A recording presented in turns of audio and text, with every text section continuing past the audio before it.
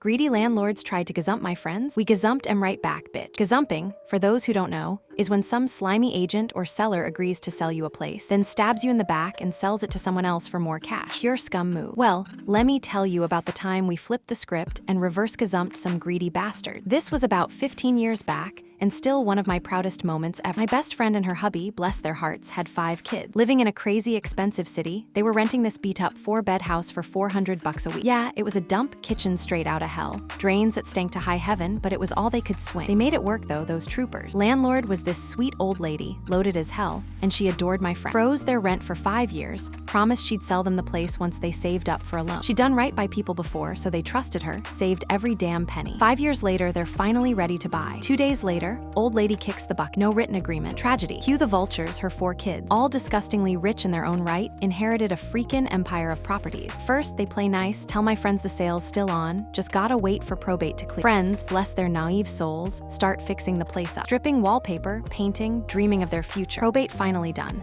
Kids agree to the original price. Friends apply for the loan, thinking they're home free. Loan DNIED. WTF? Turns out those slimy sons of bitches had jacked up the price by 80 grand without a damn word, and they're throwing it on the open market. Open house in 7 days.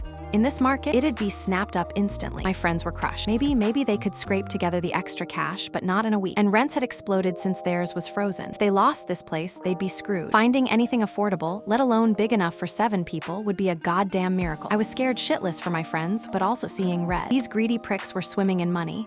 They were about to screw over a family for less than 20 grand each. They didn't need the money. Pure fucking greed. And it was obvious they'd planned this all along. So while my friends were panicking, I went into revenge mode. Operation Make This House a Dump was a go. I hit up Google how to kill a house sale.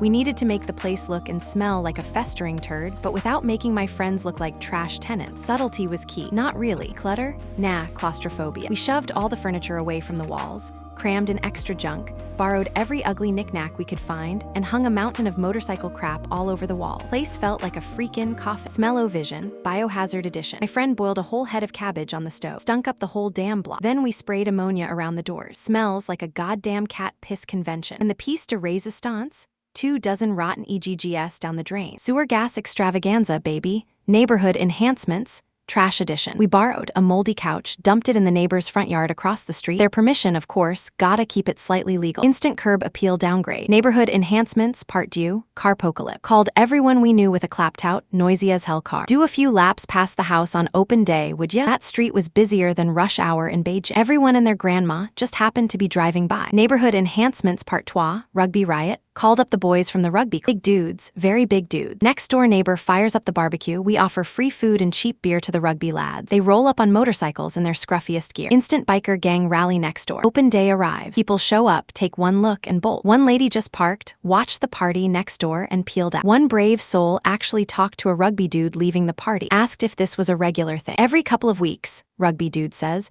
after party mornings, and the party last night was 3 doors down. Then, bless his heart, he adds, oh, and the drains? Always backing up tree roots, sewer gas, you know how it is. Potential buyer noped the fuck out of there without an offer. Guess who was the only ones to make an offer? Up, my friend. They still had to cough up more than they planned, but way less than those greedy bastards wanted. Papers signed, deposit paid that day. So when some other brave idiot came in with an offer 30 grand higher than my friends, those landlords were screwed. Strict anti-gazumping laws, baby.